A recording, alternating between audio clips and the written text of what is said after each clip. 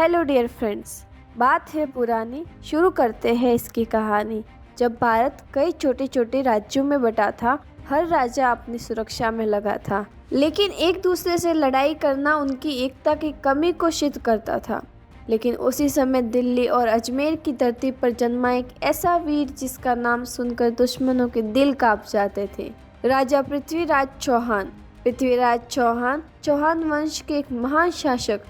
वे बचपन से ही बहादुर, न्यायप्रिय और बुद्धिमान थे। उनका नाम ही वीरता का प्रतीक बन चुका था।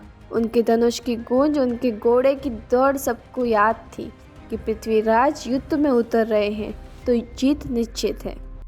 लेकिन दूर अफगानिस्तान की पहाड़ों में एक शासक मोहम्मद गौरी भारत की धन संपत्ति और शक्ति से आकर्षित था। वो भारत को अपने कब्जे में लेना चाहता था। पहले उसने सिंध और मुल्तान जीते, फिर धीरे धीरे पंजाब की तरफ बढ़ा। अब उसकी नज़र थी दिल्ली और अजमेर पर। गौरी ने पृथ्वीराज को संदेश भेजा, दिल्ली मुझे सौंप दो वरना युद्ध के लिए तैयार रहो। पृथ्वीराज ने जवाब दिया, यह धरती मेरी माँ है, मैं इसे किसी को नहीं सौंप सकता। बस यही से शुरू हुई लड़ाई, जो आने वाले 100 सालों तक इतिहास में दर्ज हो गई।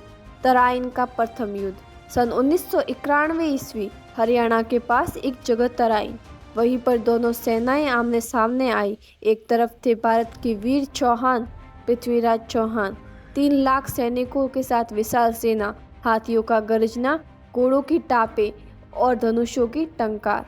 दूसरी तरफ थे गौरी, लगभग 1 लाख सैनिकों के साथ तुर्की घुड़सवार और दूर से तीर चलाने वाले योद्धा।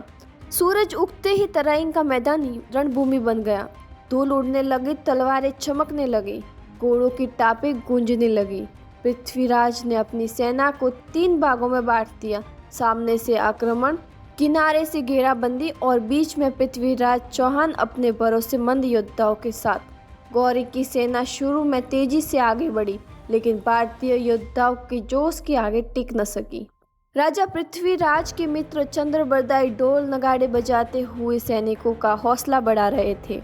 हर सैनिक की जुबान पर बस एक ही नारा था, जय चौहान जय भारत। युद्ध इतना भयानक था कि दिन भर मैदान में लहू की धारा बहती रही। शाम तक गौरी की सेना थक चुकी थी। चौहान के योद्धाओं ने चारों ओर से हमला किया। गौरी खुद घायल हुआ और घोड़ा भी मारा गया, और वो किसी तरह जान बचाकर भाग निकला। तराइन के मैदान में गूंज उठा, पृथ्वीराज चौहान की जय हो। भारत ने विदेशी आक्रमणकारियों को परास्त कर दिया। चारों ओर खुशियां छा गई। लोगों ने दीप जलाए, गीत गाए। भारत का गौरव फिर जीवित हुआ। लेकिन कहानी यही खत्म नहीं हुई, क्योंकि हार के बावजूद मोहम्मद गौरी ने मन बना लिया था बदले का। वो अगले साल फिर एक बड़ी सेना के साथ लौट आया था।